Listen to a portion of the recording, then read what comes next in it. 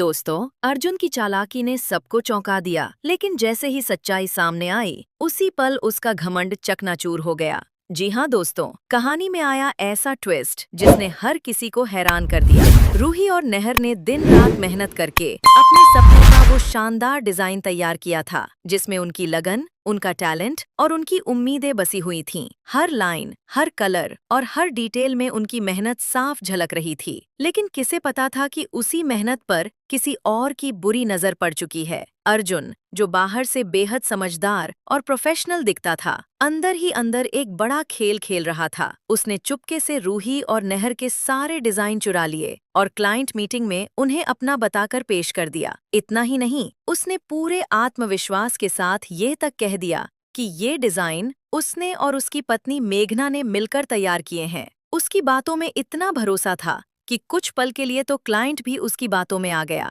Client design देखकर बेहद खुश हो गया। उसने अर्जुन की तारीफ करते हुए कहा कि वाह, ये काम तो कमाल का है। और बस यही सुनकर अर्जुन का सीना गर्व से चौड़ा हो गया। उसके चेहरे पर घमंड साफ झलक रहा था, जैसे उसने कोई बहुत बड़ा मुकाम हासिल कर लिया हो। लेकिन दोस्तों, कहानी यही खत्म नहीं होती। असली ड्रामा तो अब शुरू होता है। जैसे ही क्लाइंट ने मेघना की तरफ देखा और मुस्कुराते हुए पूछा, क्या ये डिजाइन आपने दोनों ने मिलकर बनाए हैं? उस पल मेघना के चेहरे का रंग बदल गया। एक तरफ उसका पति था और दूसरी तरफ सच्चाई। कुछ सेकंड की खामोशी ने माहौल को और भी भारी बना दिया। अर्जुन बार बार मेघना की तरफ देख रहा था, जैसे उसे इशारा कर रहा हो कि वो भी उसी के झूठ में साथ दे। लेकिन मेघना उन लोगों में से नहीं थी जो गलत के साथ खड़ी हो जाए। उसने गहरी सांस ली और फिर वो कहा, जो सब कुछ बदलने वाला था, नहीं, ये डिजाइन अर्जुन ने नहीं बनाए, ये रूही जी और नहर की मेहनत है।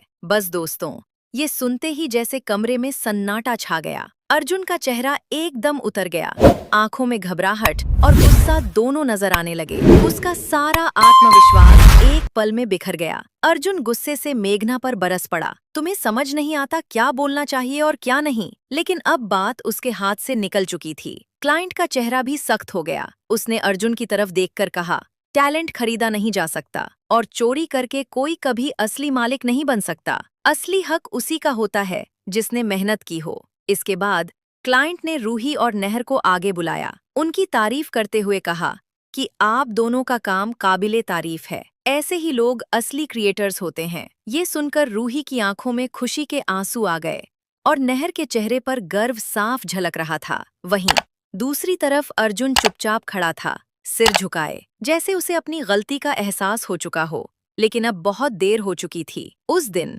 सिर्फ एक सच सामने नहीं आया था, बल्कि ये भी साबित हो गया था कि मेहनत कभी बेकार नहीं जाती और झूठ चाहे जितना भी बड़ा क्यों ना हो, सच के सामने टिक नहीं सकता।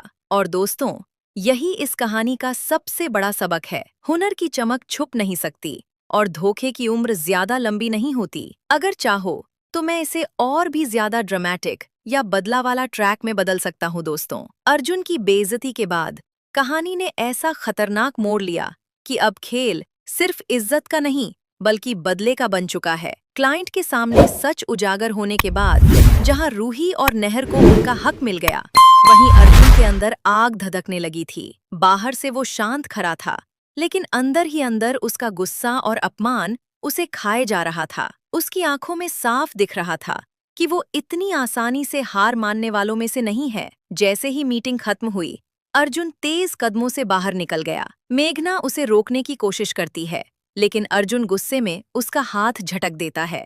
आज तुमने जो किया है ना, उसका अंजाम बहुत बुरा होगा, अर्जुन दांत पीसते हुए कहता है। मेघना की आंखों में डर तो था, लेकिन उसने ठान लिया था कि अब वो गलत का साथ नहीं देगी। उधर रूही और नहर पहली बार अपनी मेहनत का सम्मान पाकर खुश थे, लेकिन उन्हें बिल्कुल अंदाजा नहीं था कि उनकी ये जीत किसी के लिए इतनी बड़ी हार बन चुकी है, जो अब बदले में कुछ भी कर सकता है। रात होते ही अर्जुन अपने कमरे में बैठा कुछ प्लान बना रहा होता है। उसके चेहरे पर एक खतरनाक मुस्कान थी। अब देखता हूँ कैसे बचती है रूही।